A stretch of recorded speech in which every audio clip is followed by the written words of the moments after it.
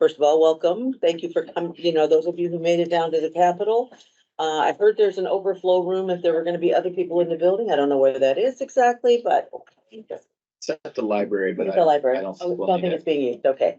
And then, of course, everyone online. So we're going to, hi. Go. No worries. More people in the room. Wonderful. You're welcome to, I don't think we have anybody else coming in the room right this very second, so. So, just again, want to welcome everyone to the room. We're gonna do a quick, hopefully roll call. Starting online if we could for all the committee members, if you could just give us a quick introduction and you're here, that would be helpful. And you want to go ahead and just start from the top because that's easier to just call people's names and. I've got them. You've got it. Fabulous. I love that. Thank you. Okay, Director Prince? Here. Jamie Floyd? Here. Founding brewer of Ninkasi Brewing and Great Frontier Holdings. Okay. Marcus Reed? Here. Vaughn Berry? Here. Up there, yes. Janet McCamey? Present. Aaron Sarnoff Wood? Here. Jason Renaud? Jason is not gonna be here today. He does, yeah, he's. John Jeter? Here. Dr. Tom Jean?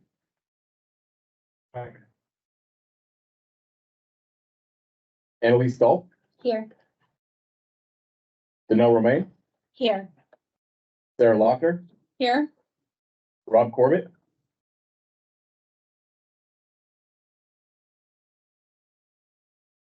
Song. What's in there? Check his audio.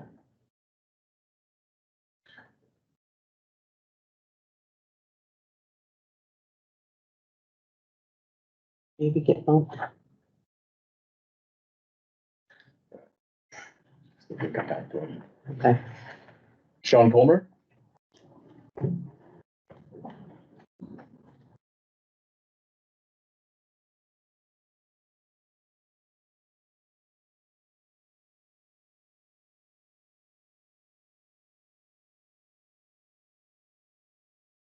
Rob. Sarah Solomon.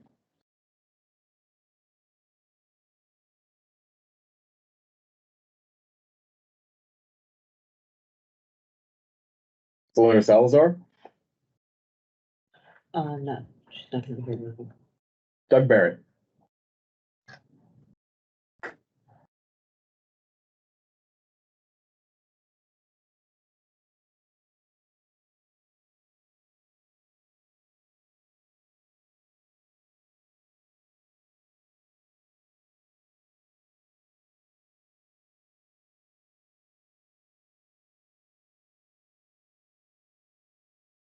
Quorum is present, we have 10.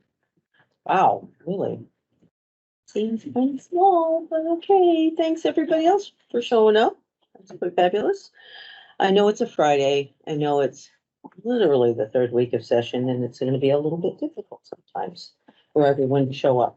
But I appreciate that people have. Senator Solomon, as I mentioned earlier, is online for the moment and then we'll be driving in a little bit. I'm not sure of any other legislators up there, they didn't tell me. But, thank you again. There's Canal. Oh, there he is. Okay, fabulous. Senator Canoka is present. Thank you so much. Well, so I did want to start this meeting off with, thing we're obviously having slight change to our agenda. And recognizing that, people may have had some questions, about kind of what has happened in the last little bit. And there's an article out there that makes people have some concerns. So I wanna just start out by saying that we've obviously adjusted the agenda and we're not going to hear that report. But I do want to also say that, and make it very, very clear that my intention has always been to bring everybody to the table and have a conversation as best we possibly can without things appearing to be, or at all, whether they appear to or not, to not be guided by some plan, some already existing plan, because I always hated that, especially as a person of color in a community that's constantly having plans made for us. And then people come to the table and say, "Oh, we would like your input." And yet the plan is already made. I can assure you, the plan is not made here. There's nothing designed. You know, we've had these, had conversations with a couple of different people. There is nothing designed. I have no agenda, no plan yet. My greatest hope was to bring everyone to the table to have the conversations. And I truly recognize that article and the situation with the report feels disingenuous and it feels disrespectful. And so in order to deal with that situation, we're not gonna do that. And we're actually been having conversations about how do we, well, also as the co-chair of Ways and Means, my money hat goes on and says, "Oh my God, we have to do a whole nother report," try to figure out how do we manage a whole nother data gathering process to have that be real and legitimate so that we don't have to feel like things are not. And I don't think there's an intention here, but I don't feel like you can put forward a report that people feel like it's not genuine in some way. So that's my intention there too. Just like we have to talk it out. We have to figure it out. So wanting to give the opportunity also, of course, to Dr. Sejal Hoppy, the new, and unfortunately, sorry, bumped you right into this madness, new director of OHA. I want to give you some opportunities to address some of the things if you choose to, or tell us what kind of plans going forward, or whatever you want to, however you want to do this. And I really, again, recognize, I don't think we've actually had a chance to meet. And here you are. Here we are, yeah. Yeah, yes, we are. So please, whatever you would like to address in this situation. Yeah, well, really wonderful to be here. Thank you for amending the agenda to allow me to share a few words and to answer the questions that you may have. Thanks to those virtually with us as well. And thanks to my colleague, especially Dr. Jameson, for his tireless effort to translate the data and for being here the second meeting in the row to share some of that work with you. I'm here today and I really am carving out just about half an hour to join your meeting today because it was so important to me to address concerns that have arisen around the 2022 study on the impact of beer and wine taxes on alcohol consumption, which OHA staff commissioned from the firm Eco Northwest. I want to start by saying I, as a new agency director, as a public servant, as a doctor, I am committed to transparency and to restoring, strengthening, and sustaining the trust of the public in OHA. And I know that if the public does not trust us, we cannot fulfill our health mission. And accordingly, it is our obligation as an agency to be fair, to be accountable, to be timely and consistent in how we report and share information.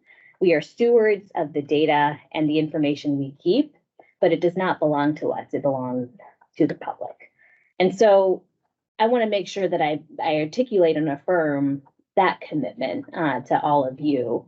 And also acknowledge that the Oregon Health Authority did not live up to those goals, to those ideals when we failed to publish the 2022 Eco Northwest final report, or fully account for with whom staff shared and discussed drafts of that report, or why the report was not published to our website in a timely manner.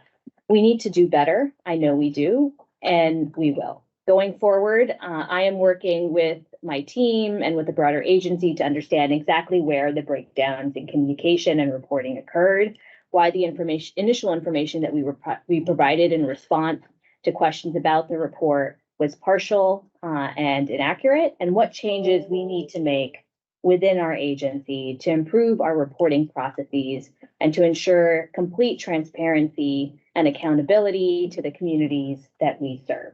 I want to do everything that I can to foster a culture of trust and transparency across the agency and in all of our interactions with partners, with legislators, and with members of the public. And I also want to note that I want to build that trust among my own staff and between staff and OHA leadership. So this is a broader project and vision that I have as a director. I think in order for us to ensure consistent and complete reporting, there also has to be trust among staff and me.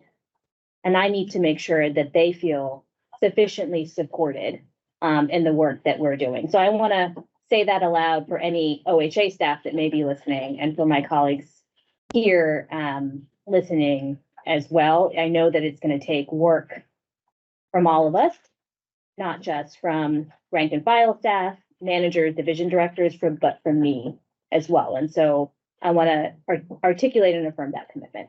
And finally, I just want to again thank all of the members present here and members of the task force generally for making time for me to join you today. I appreciate all of your work, your tireless, relentless work to ensure that Oregonians are healthy and thriving. And I know very much so that the concerns that you have expressed, that you have harbored, that you will likely share with me today are really just in service of that shared mission of ensuring our communities are healthy and safe. So thank you. Okay, do folks have questions or things that they want to address? Go ahead, and I'll go. I had an opportunity to talk with Dr. Happy yesterday, so Okay, please begin. well, it's clear that the study was kept from the public for political reasons. We have emails that indicate that there was tax implications, ongoing legislative debates, and that the data was not conducive to OHA's desire to pass said tax increases. That was our concern last session when we asked about why this report hadn't been shared. We had our concerns and our suspicions. And when we asked, had it been shared with other parties, specifically Oregon Recovers, we were told emphatically no, which was false. And so this is kind of a first or a step in a kind of a history of this sort of interactions. I've actually had numerous interactions with OHA that have been similar. Related to prior emails, misrepresentations of data. The last session, numerous data points that were presented to us, I believe to be inaccurate. And so I'm just kind of at a loss at where to go next. And I'd like to understand from OHA, how do we trust that what's happening internally to change the experience that we've had to date? And when we move forward, is there other reports that have been not released for political reasons or otherwise for this task force? What is OHA's relationship with Oregon Recovers? Has money changed hands from OHA to Oregon Recovers or vice versa for any reason? I've got a whole list here, but let's start there. And I didn't catch your name or where you're coming from, Aaron. Aaron Sarnoff with 2 towns. With 2 towns, okay. Well, great to meet you, Aaron. And I could hear the passion in your voice as you were reading that to me. So really recognize that you come to this with a lot of emotion and a lot of history with the agency that I want to acknowledge. Now, I have not been privy to your prior communications or complaints, laments of the agency. I only just arrived about a month ago, but I do want to assure you again of my commitment to ensuring that the data that we collect, synthesize, produce, and report is communicated transparently and accurately and comprehensively. And I also want to take contention with the statement that the report was deliberately withheld for political reasons. I think that there is a lot of material that was publicly disclosed, and you can go through those thousands of pages of emails and other communications and draw what conclusions you will. But from what I have seen, Aaron, I have seen staff who are thoughtful, who are dedicated, who care about ensuring that the policies that we develop and administer are in the best interest of all Oregonians. And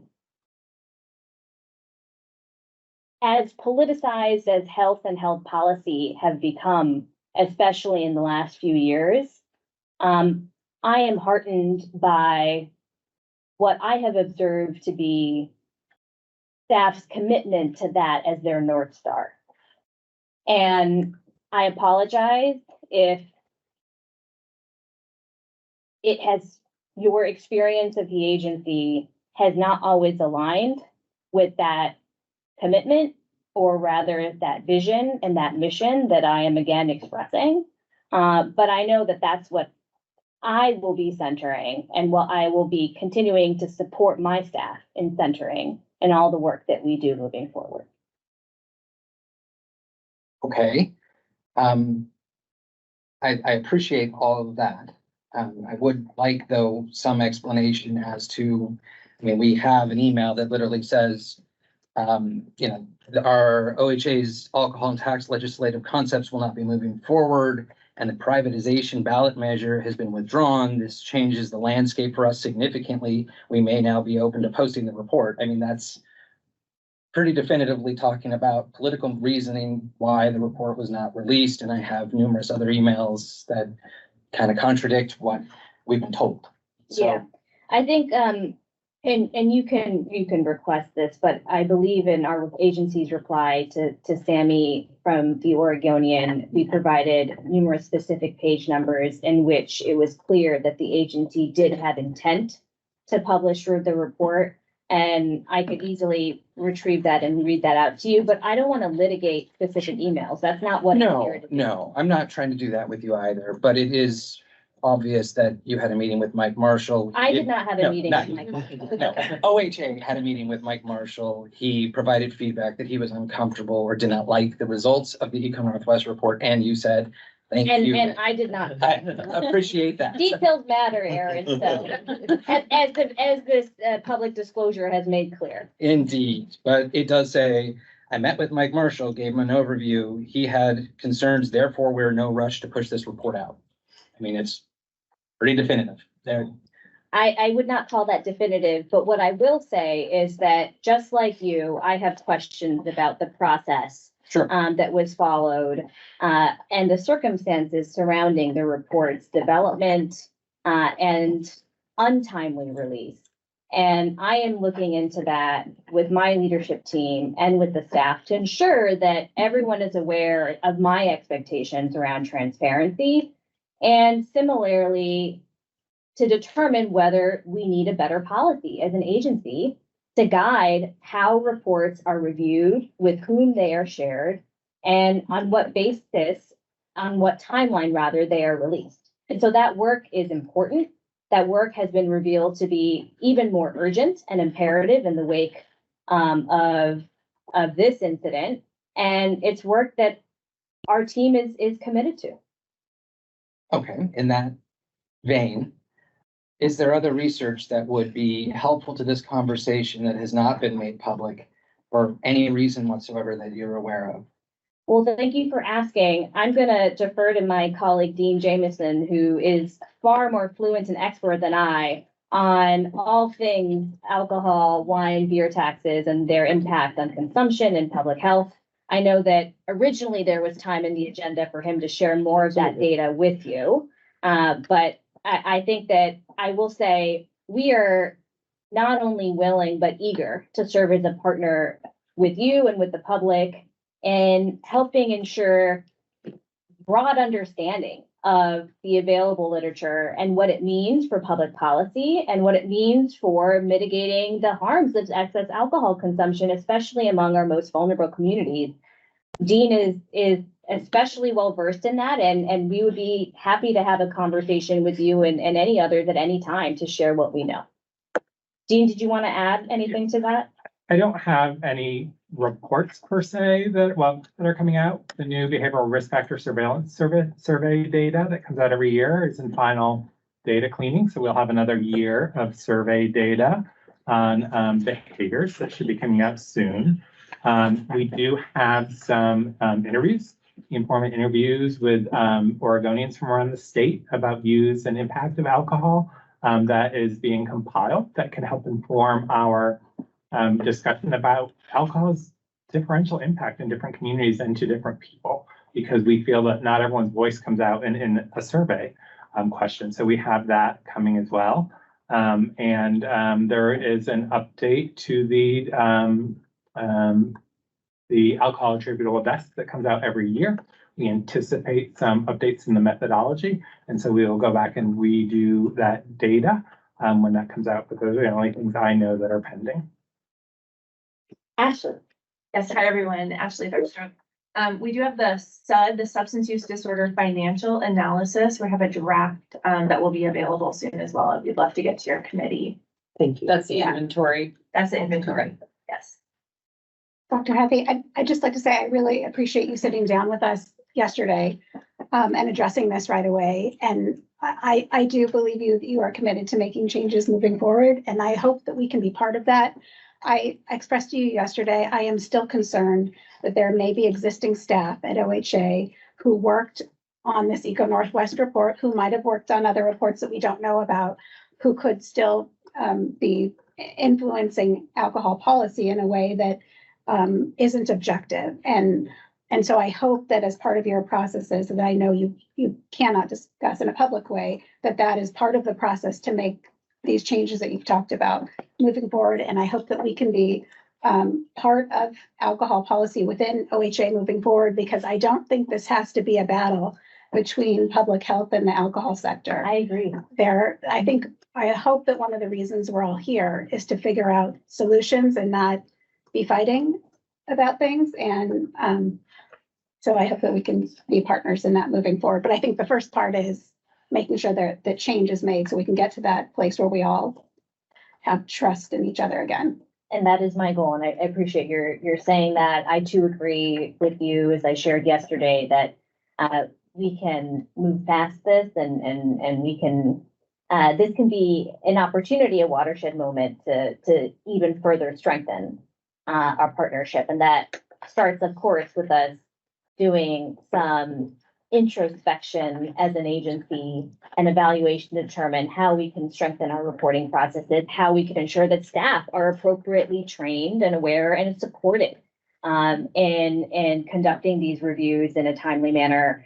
Our leadership team, foremost among them, the interim public health director, Kara Biddlecom, has already initiated those conversations with the management teams of the public health division, ensuring that they know that something like this should not recur again. And we should hold high our value of transparency and to ask what more they need in order to better practice it and adhere to it in the months ahead. So we are very much committed to doing that work. And thank you for your ongoing collaboration.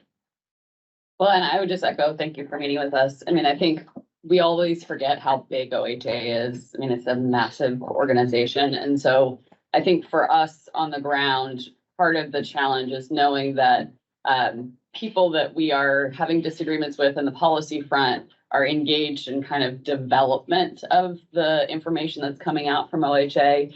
And, you know, parts of that report were used excessively in hearings in the press and all of that. And so just not having first, probably those relationships with those folks, and then second, kind of access to the same information or having an advocate's perspective overlaid on the public health agency. I think that's where it becomes really challenging for us to you know, how do we work together and figure out a path forward if we don't know that we're working based on the same information? So. Sure, I think Senator Canope.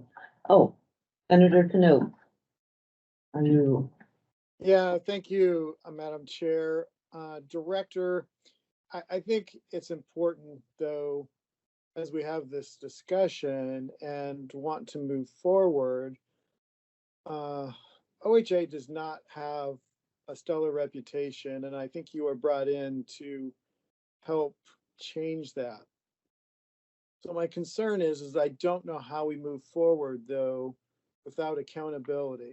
So we had a conversation on the phone, and I had sent you a letter on January 31st, and I asked the question, was the report given to special interest groups or anyone outside of the agency, including elected officials? Your response February 2nd, and thank you for responding promptly.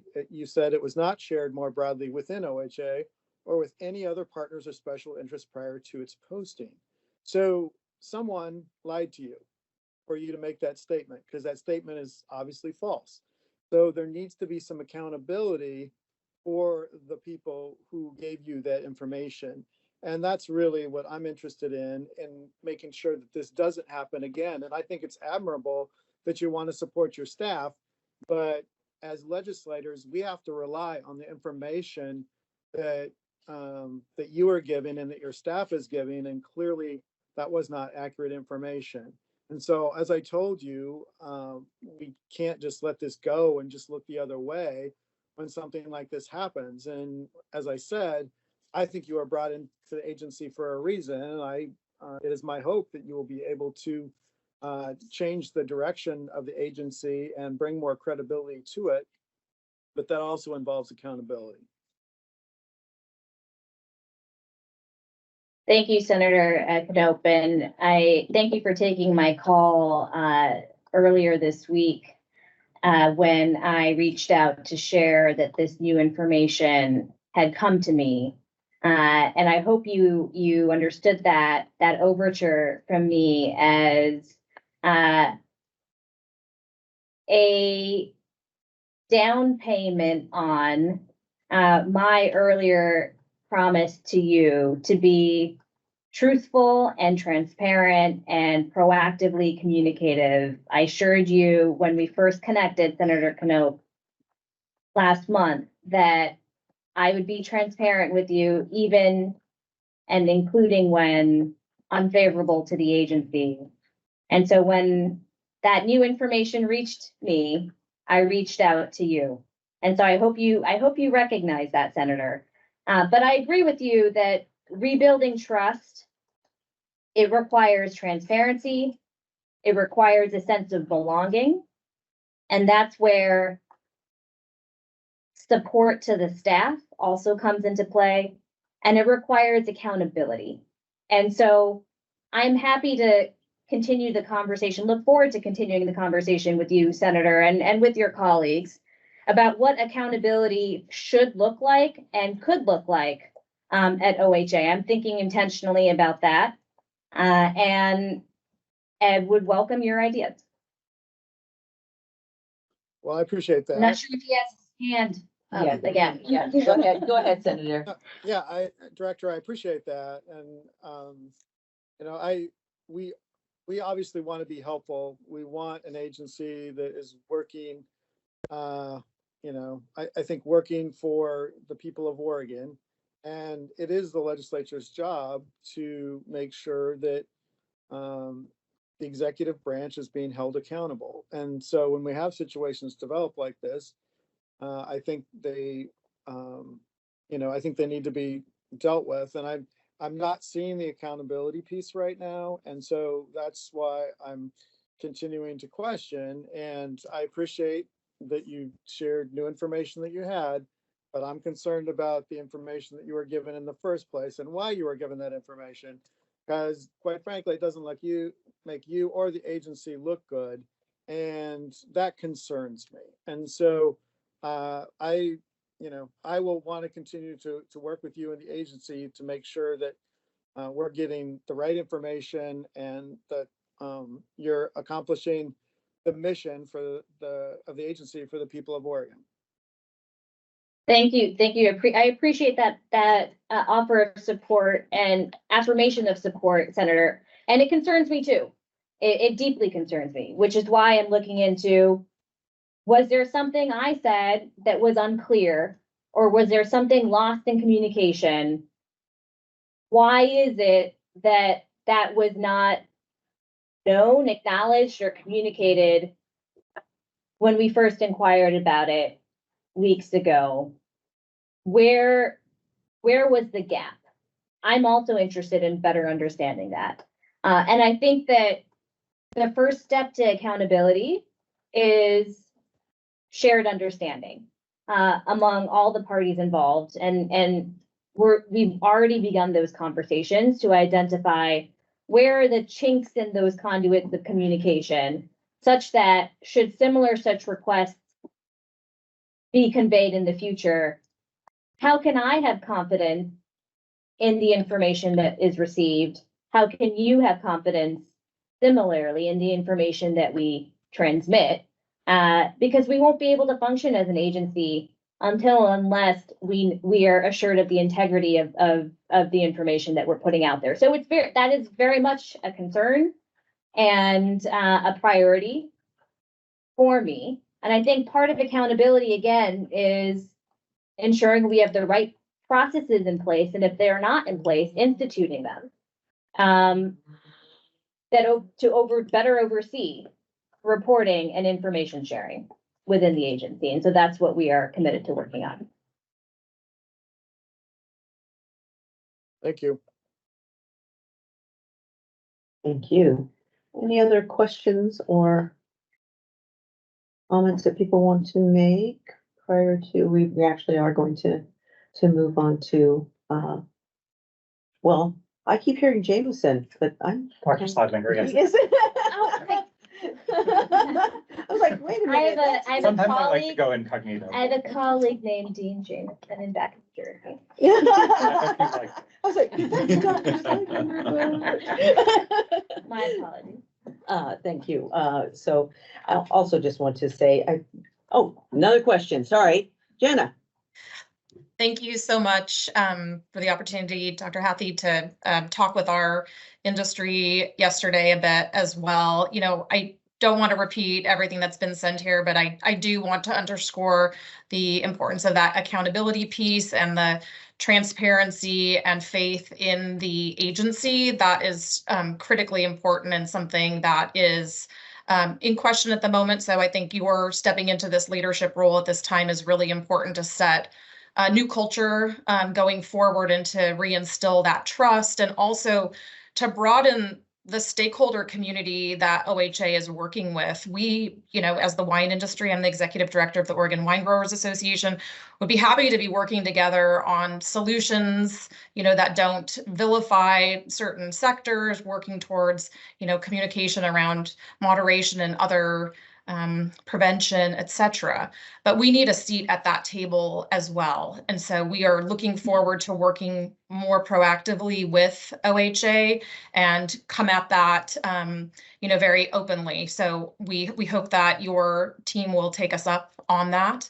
I also wanted to clarify, this is perhaps more a question for our chair. I was concerned that there was discussion of dismissing this Eco Northwest report possibly from our discussions as a task force. And I think that there is good information in there. I think the problem is the process by which that was or was not shared with the public. So I wouldn't want to see that information, you know, just dismissed from our conversations. It may have been a misunderstanding on my part, but I do think it's important for us to look at that Eco Northwest study and all of the information that's presented therein. So thank you. So I want to be very clear that I wanted to take it off the table today for sure, because what I did not want to have happen is that people think that there's some intentionality to mislead or, you know, or disrespect the process or anything like that. So I took it off the table today. If it's the will of the committee to hear it later on, we can do that. We can set that time together to do that. I just did not want it to be a part of the conversation today because I felt like it kind of maybe felt not so great. I wanted to give people the opportunity to come and have a conversation about it. Dr. Hathi is specifically, of course, to come and address some of the issues. You know, this is a part of building this process that we talked about. Like, we gotta have faith and trust in each other. And I think I feel like I made it really, really clear in the very beginning. Of course, I wasn't in the room at the time, unfortunately. That my intention has always been to just get us to the table, to start to have the conversations, to be in the room and just work out the issues, whatever they are. Because that was the hardest part, is getting everyone to come to the table and just talk about it. Mm-hmm. And I know it's difficult. I get it. And I will just say I'm probably one of the worst politicians ever, because I don't mind saying things directly out loud in front of God and everybody. Yes, if we screwed up, we screwed up, but I don't hide shit from people. I don't. And I do say that every now and then out loud. I don't hide shit. And I'm okay with it. I'm okay with saying that, because I believe that the only way we are going to come together to trust each other is to recognize that, sometimes things get screwed up. And, I want to actually apologize to Dr. Hathi for asking you to come here again. I've actually never talked to this woman, never actually officially met. I meant to do that. We haven't had that opportunity. And I asked you essentially to come to a table to address things in a brand new agency from your perspective, your brand new position. And we're asking you to fix things that were obviously in the past. And we're maybe adding more to your already heavy lift. So I appreciate you coming and addressing the issues and putting forward your, efforts towards transparency. I really, truly appreciate that. I've had some struggles with OHA myself, but we'll talk about that later.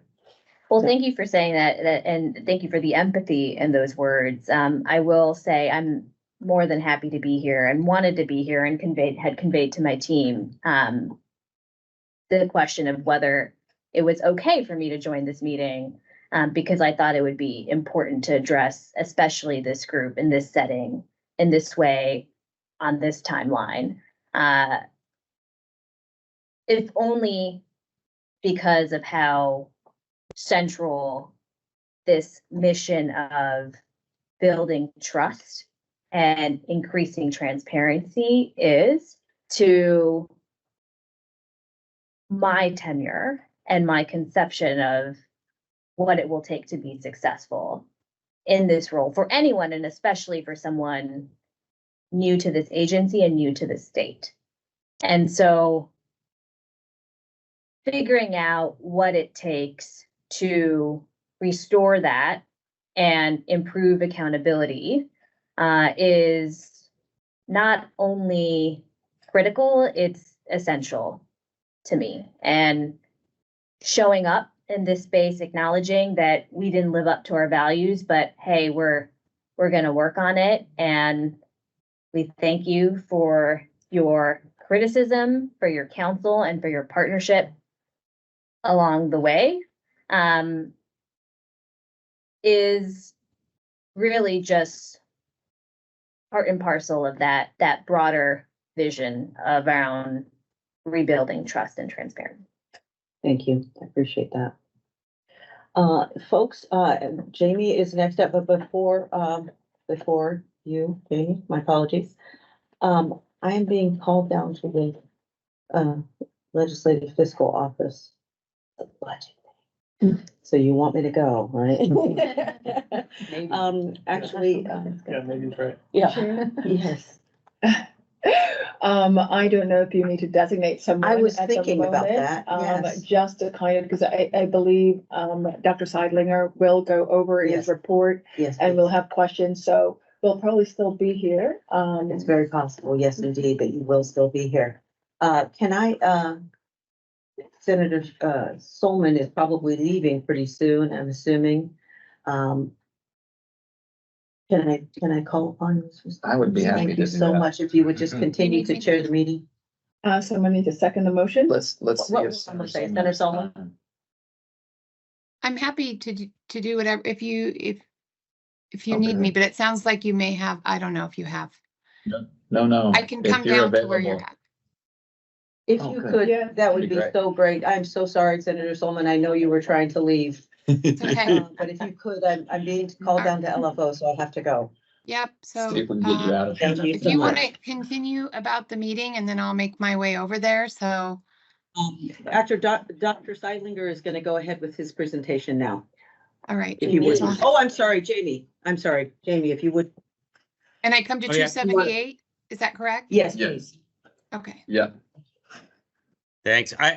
Mostly I just wanted to, as also a representative of the Oregon Brewers Guild, say that like Danelle and Jen have said that, we're really want to be a part of this. I know as well, thanks for coming and addressing us and representing OHA with the new leadership. I think that the OLCC, in the last year and a half has had some moments and has done a really fantastic job. And I really mean that wholeheartedly at rebuilding trust and making decisions and being accountable for what happened in the past for them. And you got some great folks around you to help support you. And those of us in the industry would like to do that. And I also want to say as a scientist and a sociologist that your dedication to true data and all that is wonderful. There was some stuff that was presented last week where as a sociologist, I know that there's some factors maybe not included or some other ways to look at it. And we would love from the industry side to be able to help with some of that data to give some broader perspective of the way that the commerce is actually happening related to the way that some of the data is recorded. But thank you very much for coming in and speaking to all of us. Thank you, Jamie. So we haven't, Senator Solomon is going to be over here shortly, and I think we'll probably have to nominate her in, get a second and have a quorum, but we can probably start with your presentation. Thank you.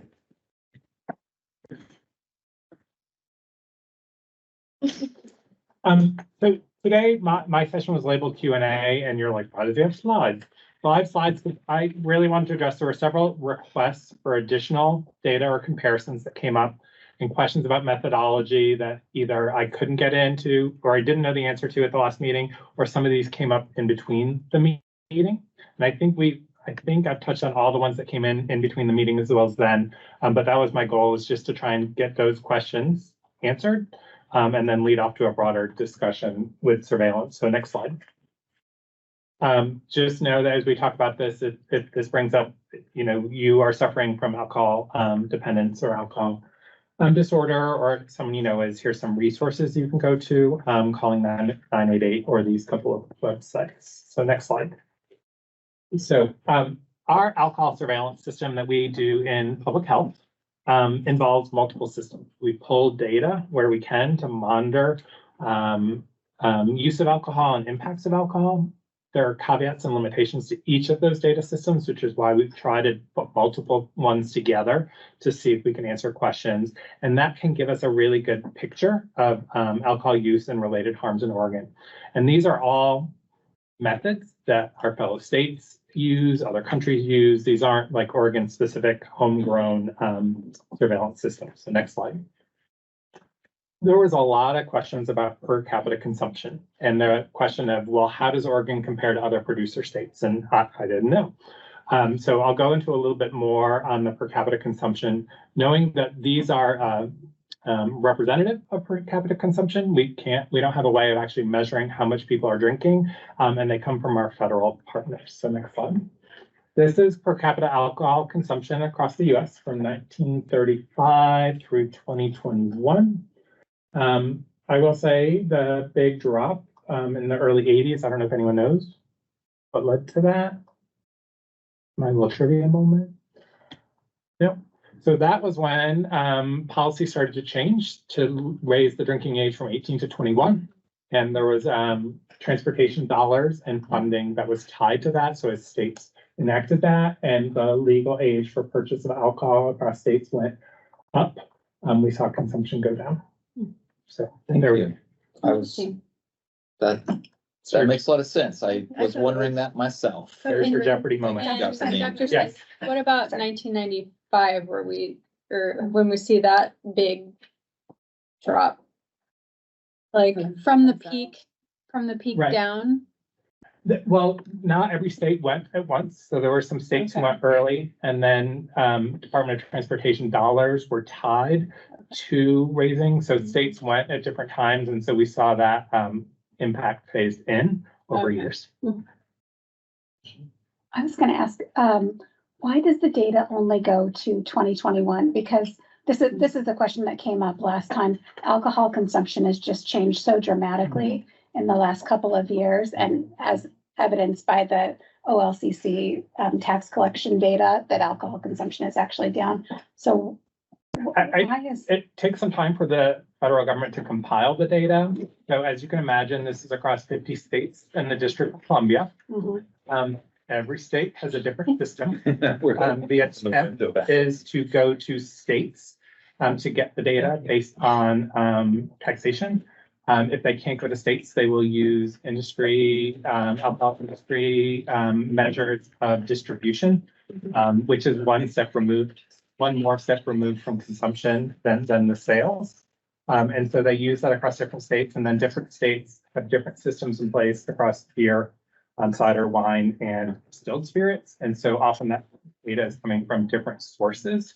So as they compile that data, and that data comes in from some places on an annual or on a monthly basis, from other places on an annual basis, they have to take that in, clean it up, follow up with any concerns, do the conversions using standard proof measures, essentially 2 gallons of ethanol, and then report the per capita consumption. So that report comes out annually. We would anticipate 2022 data. I'm not sure when, soon. And so the follow-up is, I think this is probably confusing for people trying to look at this data when you have the OLCC presenting at a legislative hearing that alcohol consumption is down based on our tax data, but then we have OHA saying it looks like alcohol consumption is up. And so I think it makes it really difficult for people to understand what's actually going on in the alcohol space. And those of us who are in this space see articles every day saying alcohol consumption is tanking and you should be concerned about, your business. Well, and our members feel that every day. I mean, I think especially even over the course of January, I mean, what we've heard from members is their tasting rooms haven't seen anywhere near the same traffic. They're seeing a lot of drop in sales and that sort of thing. So it is challenging to explain that when folks feel that pain. Well, and I think year to year, there are year-to-year variations. And I think overall, we look at trends and we look at the last several years, including the early years of the pandemic, we did still continue to see that rise. And so we'll have to see what the standardized data shows when it comes out. But I have some more breakdowns with comparisons to other states, and then even broke down across beer, wine, and distilled spirits, because knowing controlled states versus non-controlled states, producers versus non-producers, and what that state produces were some questions that you guys had. Do you have that commodities breakout for Oregon? Beer, wine, and spirits? Yes. And from the time period that you presented last time, 1990 to 2021? I'll have to look to see how far back did I go. We'll get there. Yes. Awesome. So next slide. So this is just the per capita alcohol consumption by state for the most recent year available, 2021. Red, so this is broken down.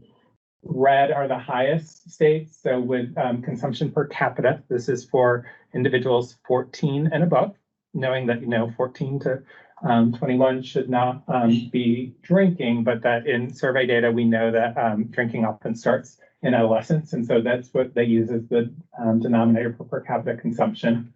Those states are in red, states from above 2.76 gallons of ethanol per person. There are 18 states in that pink. 2.51 to 2.76 is 5, and then so on. You can see the national average was 2.51 gallons of ethanol per capita for individuals 14 and above, and you'll see Oregon on the next slide. So how do you get to those consumption numbers, though? Those are sales in the state of alcohol across 3 things. So they take distilled spirits separately, use a conversion. I think they use 40%. Of that volume would be ethanol, 4.5% for beer, and I can't remember what the one is for wine, to convert to standard to gallons of ethanol, to use a comparable measure across different types, and then use the denominators, the population in the state of those 14 and over.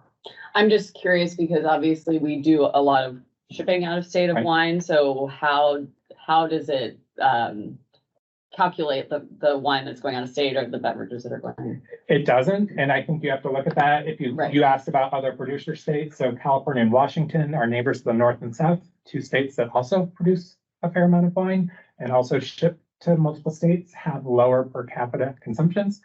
New Hampshire is fairly high. That's a state that often gets mentioned because of their tax rate and their proximity to several other states, including large metropolitan areas. But I think, we can't account for that in this data, but you can look at other producer states and that many of them do have a lower per capita sale than Oregon does.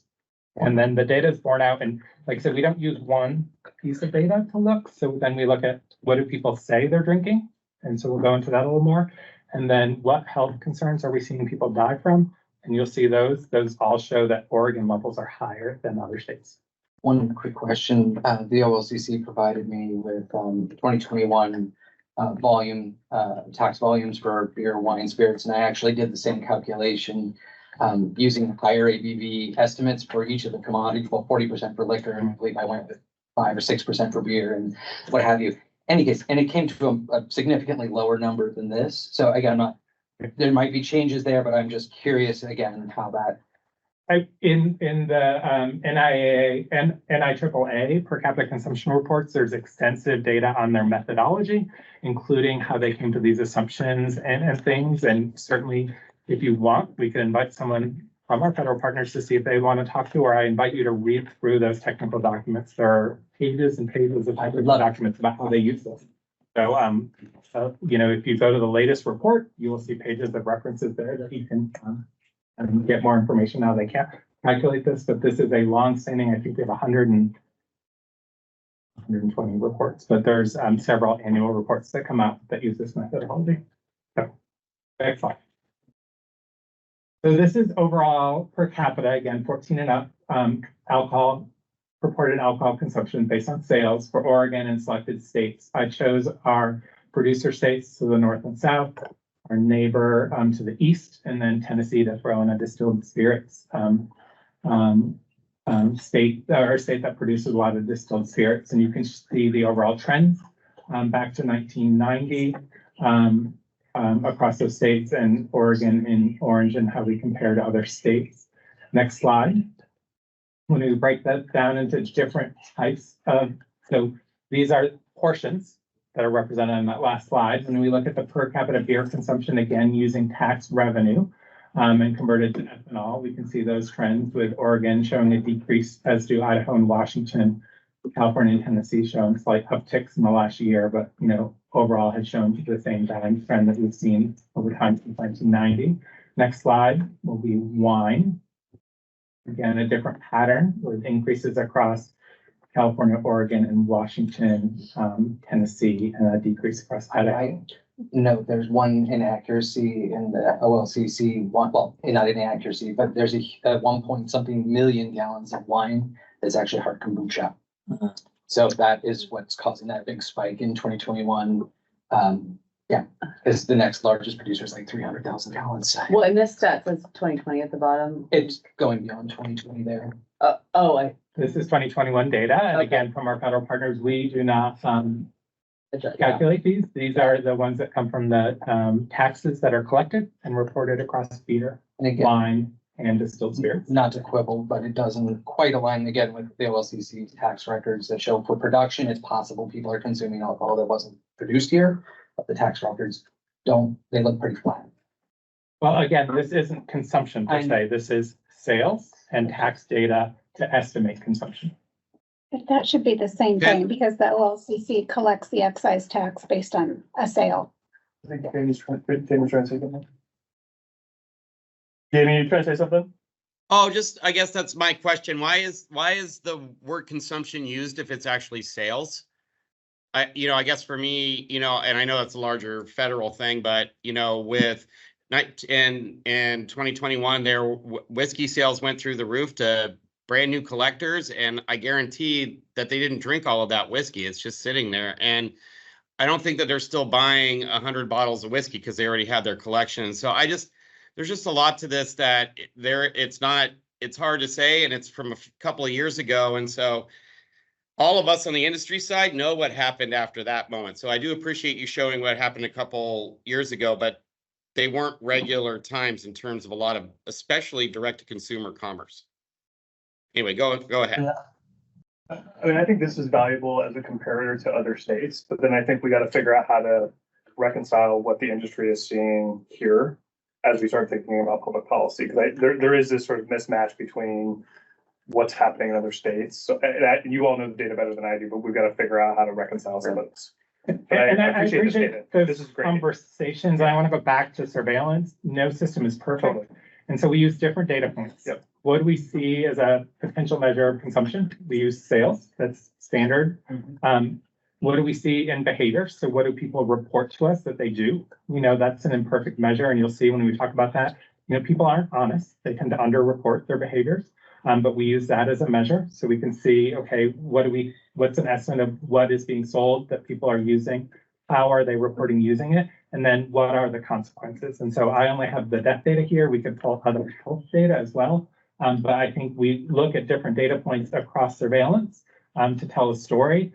And, you can disagree with a year or two here or some of the methodologies, but I think we try to put them together to see if we can see what the picture is. The next slide is distilled spirits to complete the picture, going up across, all states, with kind of slight little downturn in Idaho. But otherwise, a pretty clear trend up. I'm sorry, I don't mean to interrupt you. I know. One strong point, though, that the vast majority of all ethanol consumption increase is actually in spirits, not in beer and wine, which is what we're here to talk about taxation of, just as a point that it's spirits. And I believe the state's just committed to 150 million in expanding liquor distribution services, which would inevitably, that's to keep up with that growth, as I understand it. So. Right. Well, I will say, I think from a public health perspective, from a health perspective, the ethanol from beer, from wine, from cider, from distilled spirits is going to have the same health effects. And so that's why I'm presenting this data, because it's the measure we have of consumption. So the beer and wine are broken out separately as well. And can you remind me where would the line be on average?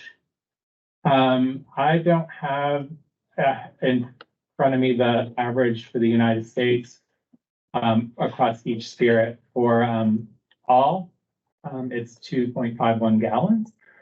We could get a follow-up of the per capita average across beer, wine, and distilled spirits. I just don't have that number. Next slide.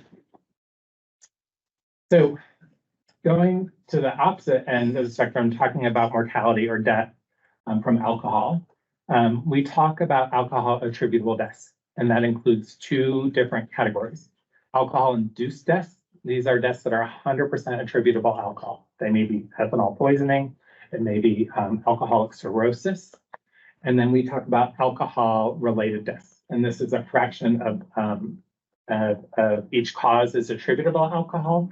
And only that fraction is included in the final mortality statistics. There were more questions about that second piece, so I'm going to spend more time on that in the first piece, but let's look at the next slide. Alcohol-induced causes, 100% attributable. You can see these are the ICD-10 codes that we use, that we pull from death certificates to show what was the cause of death. Next slide. And we can see the alcohol-induced death rate in Oregon is 24.4 per 100,000. That's just under 1,300 deaths in Oregon due to alcohol-induced causes in 2021, the last year for which I have data. And we can see that that is higher than our neighbors and those other comparison states I put on, and significantly higher than the 14.4 that we see across the United States. So if drugs and alcohol are involved, it doesn't count in this? If they have a cause of death that's attributable to alcohol, they will be on an alcohol-induced death rate. If that's not listed as their cause of death, then no. They may have a disease that has a fraction attributed to this.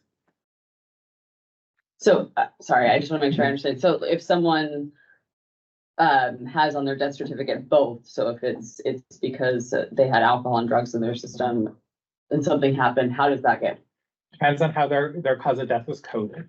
So if this is someone who had an acute opioid overdose and is coded as, an overdose due to opioids, they may name the specific opioid, fentanyl or something else. And then they list some secondary diseases that they had. It would not show up in here. It has to be their primary cause of death, but they're listed on the death certificate. Be counted to be an alcohol induced death. Okay. Yes. Can I ask a question? I know that a lot of folks will talk about on average 6 Oregonians die a day from alcohol. So that math doesn't. That'll be the next part we talk about. So this is just, we say this death was due to ethanol, Okay. caused by Okay. ethanol. But we know that alcohol consumption can contribute to certain cancers and certain other diseases. Gotcha. And so, but it's not the only cause. So we attribute a portion of those deaths to alcohol. And so that's the number you're hearing, that's just under 7 deaths per day. Just under 7 Oregonians per day die of alcohol-related causes every day. Next slide. So alcohol-related causes. Again, this is both categories, alcohol attributable, which we just talked about, plus the alcohol, 100% attributable, plus the alcohol attributable fractions. These are things like certain types of cancer, coronary heart disease, which is linked to alcohol. You can see various GI conditions, infant death, injuries, hypothermia, aspiration, homicide, suicide, motor vehicle, and transportation. As studies come out that update, what is the underlying reason for these deaths, the methodology to calculate is updated, and that methodology is due to be updated in the RD, the alcohol-related death disease impact this year. When those come out, we, along with the CDC, go back and apply that new methodology that we've learned that shows the latest science back to previous years, so we can calculate a consistent trend so that people can see that trend and not have to worry about assumptions changing throughout that. One other question on that. Yes. The input BFRSS system informs the consumption rates by which you determine whether somebody is a low, moderate, or heavy consumer, which is used to multiply how impact or what percentage of gallbladder disease is alcohol. That has changed. There's been a methodology change in 2011, I believe. 2010. So how is that accounted for when you're looking at comparable numbers, since we were looking at numbers prior to that? Right, so we would use the data on alcohol consumption and the corrections that were made to knowing that BRFSS, Behavioral Risk Factor Surveillance Survey, is an underestimate, and we have multiple studies that look at how people underestimate alcohol consumption, tobacco consumption, other things on standard surveys that they use that correction factor. So that can be used. You'll see when we get to BRFSS what changes were made in 2010, which were changes to the weighting. And so the data before then is likely significantly underreporting compared to the data afterwards. Dr. Seidlin, Yes. this is a statistic that really I have trouble with. I was looking at, I do as well. yeah, the national transportation, sort of the definition of alcohol-related crash. And if it's someone in the car, there's no alcohol found in the car, but the person they hit, who's a pedestrian, has been drinking, that's considered alcohol-related.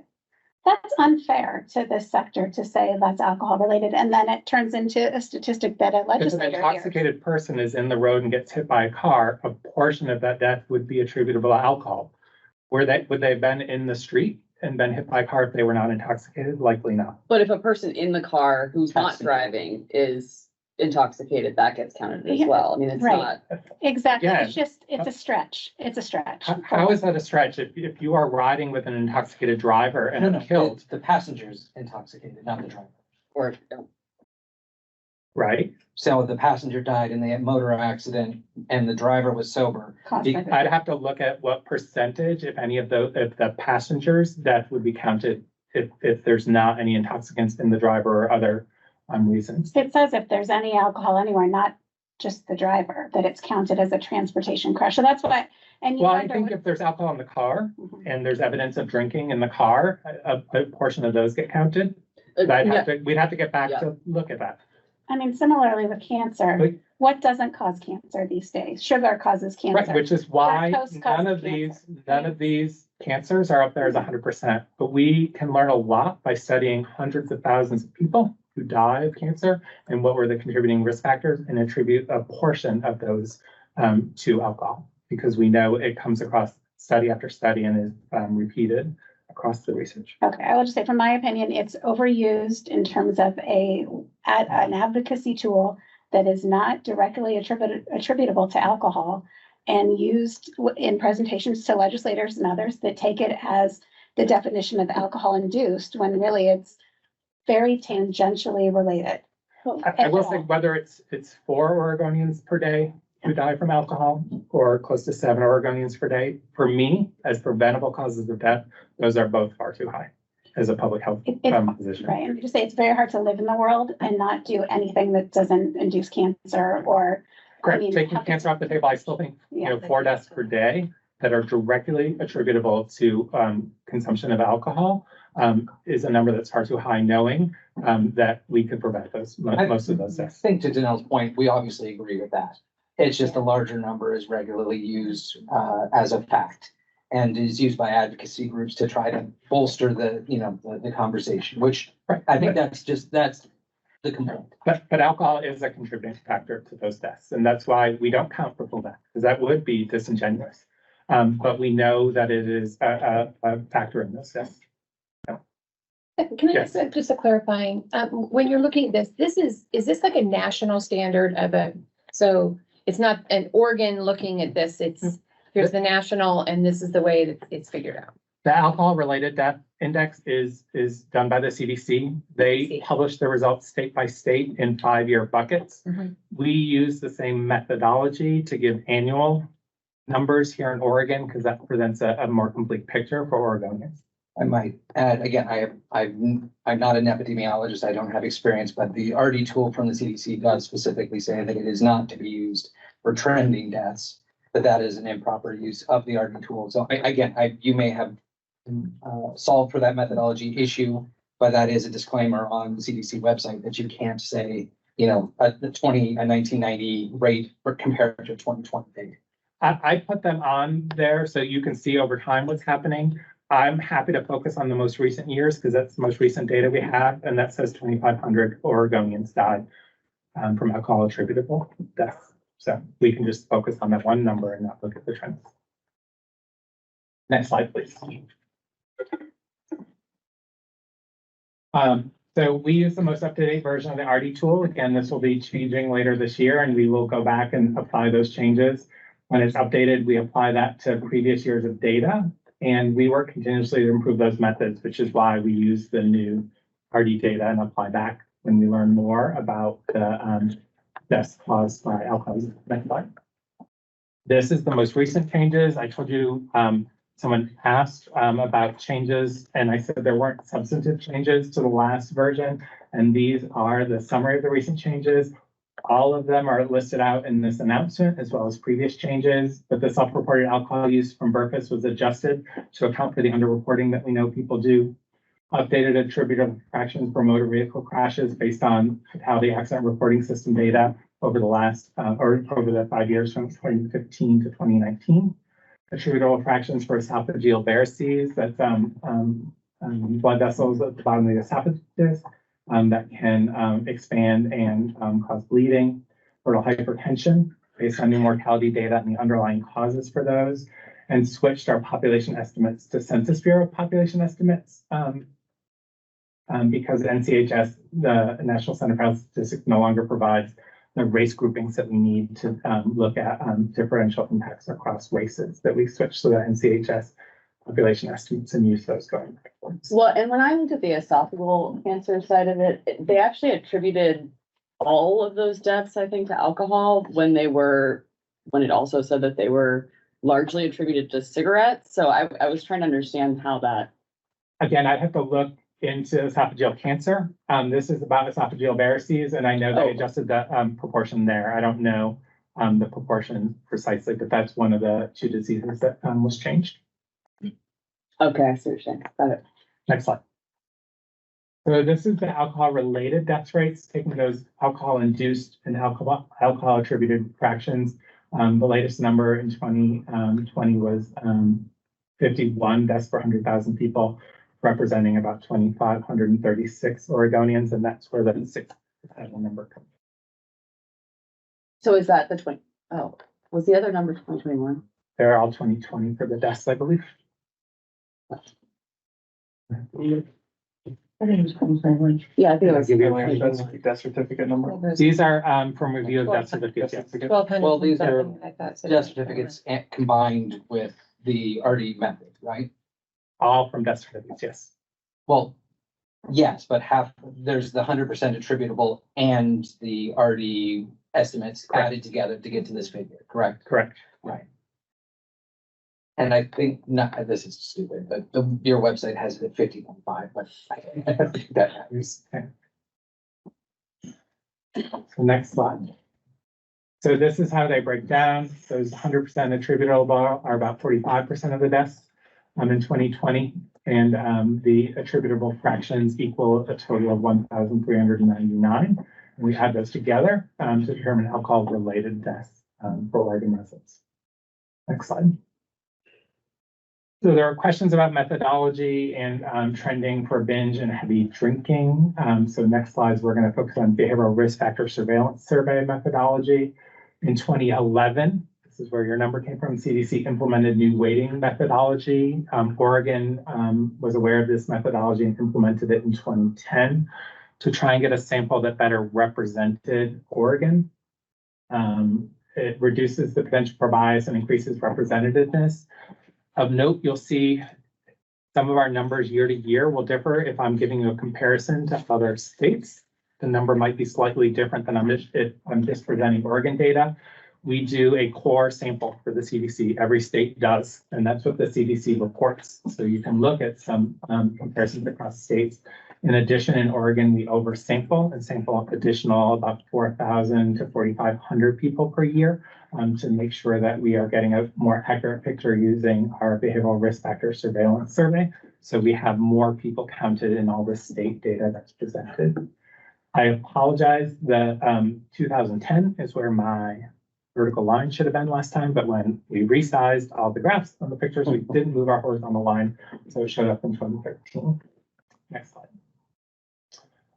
So this reports binge drinking, again, consumption within a single period versus heavy drinking, which looks at consumption over a week, 14 or more for males, or more than 14 for males, more than 7 for females, and binge drinking have similar gender differences. This shows the last year that we have reported data on is 18% and 8.5%. I think the binge drinking in 2022, I think is 19.2%. And then you asked about error on those. And so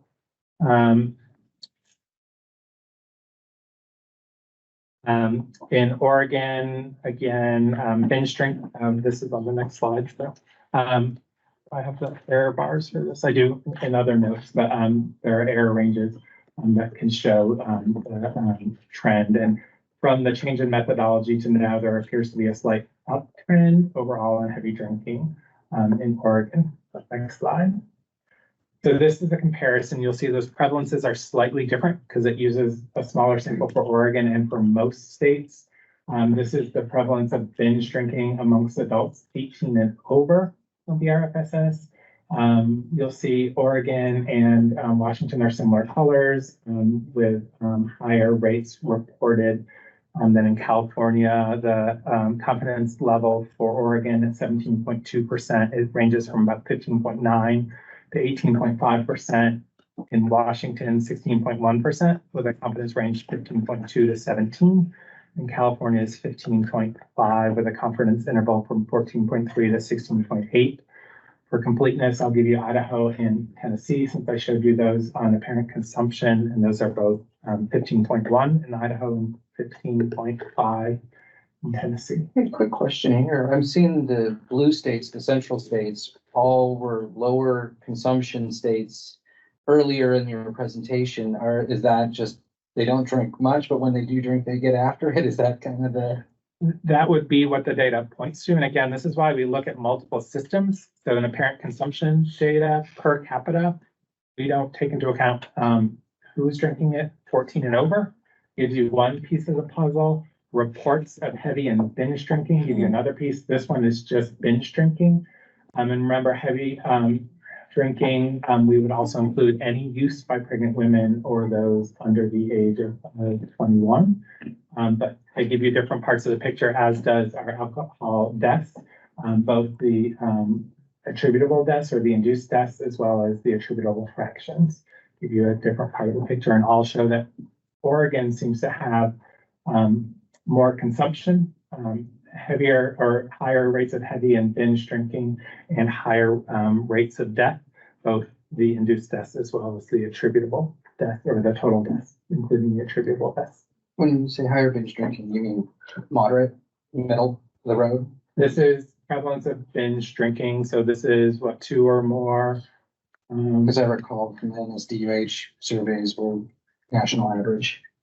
This is not NSDUH. This is behavioral risk Got factor it. surveillance survey data. Again, based on a smaller sample in Oregon than what we report when we just report the state data. Perfect. Because we have an additional 4,500 individuals, or 4,000 to 4,500 individuals per year that come into there.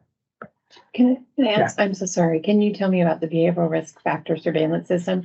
Is that information that when I go to the doctor and they have me fill out something that, you know? Behavioral risk factor surveillance system is one of the oldest continuous operating health surveys put out by the CDC. States are given resources to do it, and then states can add questions or expand the population. So there's a standard methodology for trying to assess a representative sample from the state. It is still primarily based on calls. Cell phones were added in as cell phones became more prevalent. And some states, for their additional piece, have used a push to web piece so that people can go online instead of staying on the phone and answering their questions. So ask a series of standardized questions with standard responses or open-ended responses. If you ask, you know, how many drinks have you had in the last week? Those are recorded and processed, and then we get that data and we report that data out on our website that gives us information on various health indicators. A lot of times if you hear, you know, what's the prevalence of diabetes, it's usually from a survey where have you ever been told by a healthcare provider that you have diabetes, things like that. So we use it for multiple purposes, not just for alcohol use. Dr. Seidlinger, Yeah. just one note, I know we can't really see if there's any questions online. Okay. And so I just want to make sure that we ask if anybody has any Yeah. questions out there, because we can't see while we're presenting. I think that was my last slide. The last slide is just about if you need help again. So if you want to pull down the slides, then we can see them all. Okay, thank you.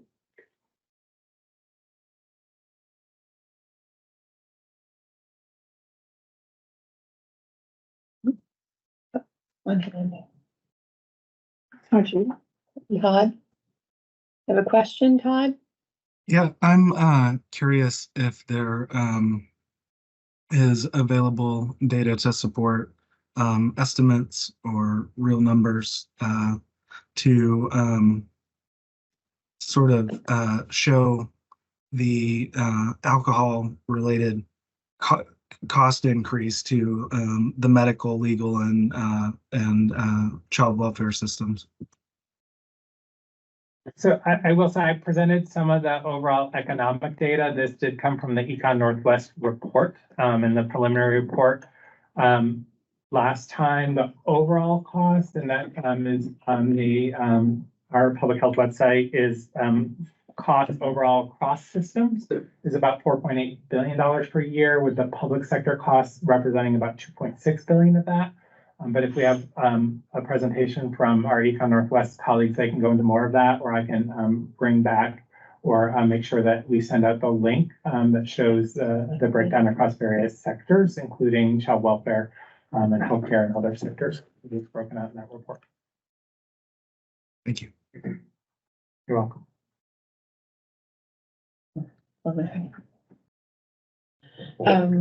Yeah. Chair, yeah, there were the questions. I don't know if we need to officially vote you into the meeting, so we continue. I motion we make Senator Solomon the chair for this meeting. Thank you for saying just this meeting. Second. New best friend. Did we get a hand? Call roll. Yes. Director Prince. Aye. Jamie Floyd. Aye. Marcus Reed. Aye. Vaughn Berry. Aye. Jana McCamey. Aye. Aaron Sarnoff Wood. Aye. Excused. Todd Jeter. Aye. Tom Jean. Not here. Haley Stahl. Aye. Denal Romaine. Aye. Sarah Lochner. Aye. Rob Corbett.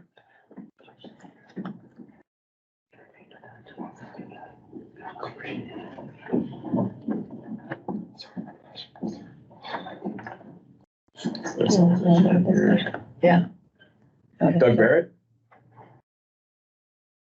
Oh, sorry, yeah. Aye.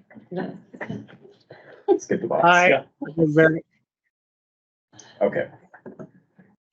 Passes. You're in Okay. just for this meeting? Just for this meeting. Just for this meeting, Not thank the you. conference, but that. Yeah, all remaining on the Yeah. Christmas card list. Yes.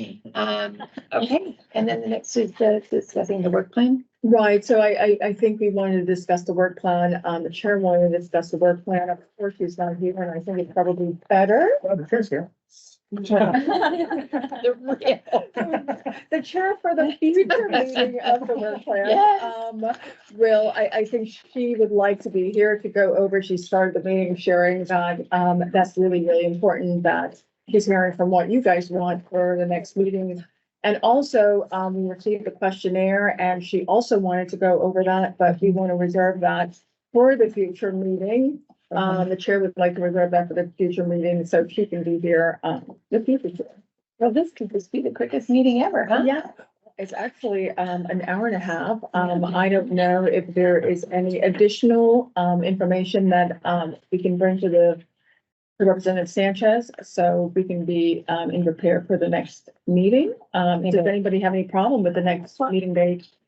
I would just ask, can we, and I know this is really hard, doodle poll, not necessarily the next meeting, but I know I have a few conflicts in the future. I'd like to be able to come to these meetings. So can we maybe just survey the group about general availability just to see if we need to change anything around to make sure more people can attend?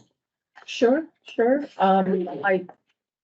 Question is out there for everyone about, the future work plan, and question about the next meeting, which is scheduled for 14th.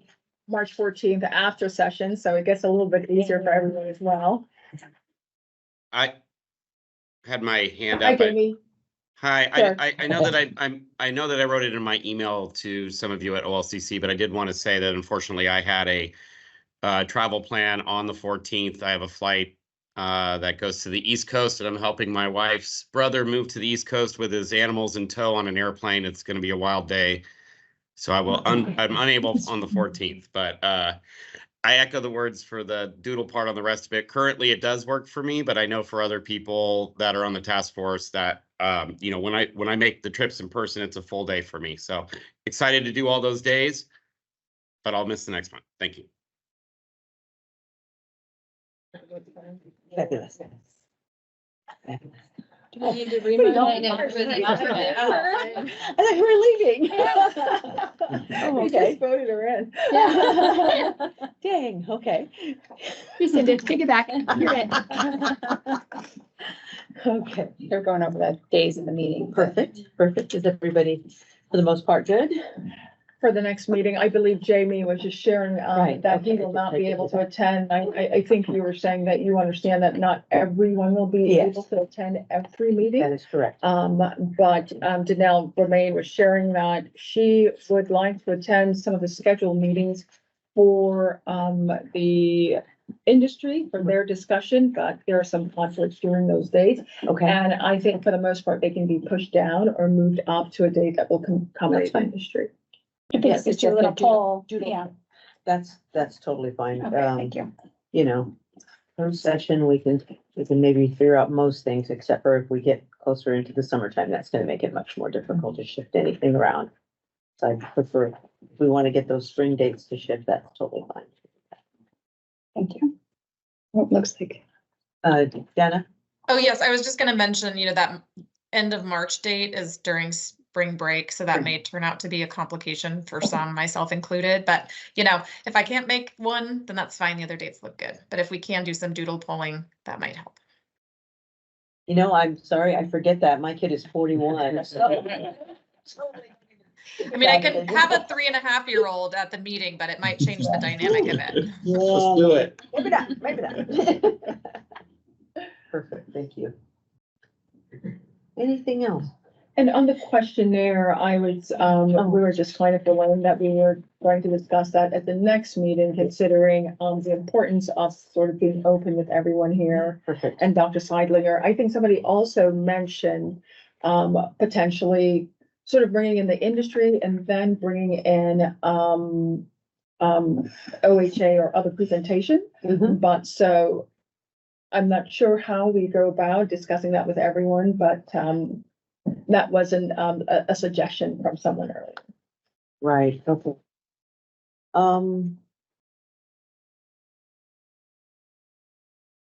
So we did talk about that at one point, maybe switching that up, but I thought you had said that, later was better, or the dates that we had talked about for, the industry to come in. Those are fine. I just want to maybe move the April dates a little bit because I know I'm gone for one of them and I definitely want to be here for the industry side of the presentation. Bless you.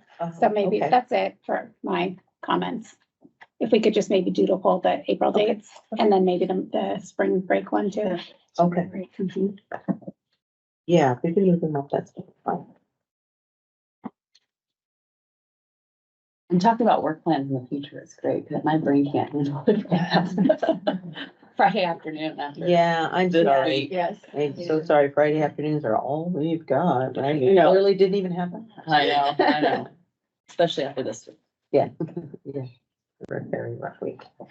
Okay, so we're gonna negotiate these things and try to get it moved in the right direction. Okay, are we good with everything else? Are we done? So next one we get, and we'll have the coffee and cookies at Oh, the yeah. SCC, so we'll get that afternoon, the afternoon, You know what? I am so sorry. It has not even rolled through my brain. that's okay, you got a lot going on. So, But again, want to appreciate you all. Yes, and just, so just wanted to see, because it'll be back in Portland, so Okay, make sure everyone saw that. perfect. And I believe the next meeting, the Oregon Health Authority would like to discuss their preliminary report. I don't know if we will have that for the next meeting, considering Oh, right. our discussion today. So The inventory, is that? Right. Yeah, on the 7th. Is that? Is it the inventory? Oh, no, the inventory, that is what, okay. Is that comparable to the gap analysis report? Is that the next iteration of that report, or is this something, this is a different report? They built it on top of the gaps analysis, but it is more than just alcohol. Okay, And it's supposed to be a full gaps analysis when it's done. cool. And we'll get from that see how we've performed over the last year with some. No, I think No. this, I think it was, this is the OHSU one, right? No. Oh. OHA. So it's built on top of the OHSU. So the OHSU was like really high level Okay. gaps analysis. The PCG report is what they're presenting, which should be next level of detail. Okay. So and then there's a separate facilities report to give us kind of the gap. But this is the PCG report is supposed to tell us where all the money is going, Okay, that's a good report. Yeah. right? That Yeah. was asked for by you in 2021. Yeah, Okay, thank you for the clarification. Yeah. So many reports. I know. Perfect. Jenna? And I had brought this up before. I was curious where on the agenda we might be able to add back the Eco Northwest report at some stage. Is that just kind of the process we're considering how we would incorporate that report possibly in the future? Okay, thank you for that reminder. I think, well, let's look at what we can restructure here first. And then we'll sort of maybe bring that one in afterwards. I think we have a couple of other spots here that we could do that in, correct? And moving some of these things up. I'm just gonna jump out and make a for it. suggestion, and maybe this is a question for OHA and Dean. I know that you're not responsible for this, but depending on how preliminary the report is, perhaps we ask OHA to come a month later if they're gonna have something more final, Mhm. as opposed to giving us just like a really high level, because what I've seen so far from them has like gaps, pretty big Okay. gaps in it. So we need to ask that Yeah. question and then maybe, Yeah, and we have a conversation with them, next week, so. Oh, okay. Yeah. and maybe with that presentation, we can bring back. Econ Northwest, Northwest, maybe for yeah. the next meeting, so they can go over, Yes. so sort of be a continuation. of Yes. Yeah. Absolutely. If that works for folks, if that's, if people are okay with that? Perfect. Thank you so Yes, much. I thank you. appreciate that. Okay, And Dr. Slidell. yes. Anything else for the good of the order, folks? We are adjourned. Thank you. Woo-hoo.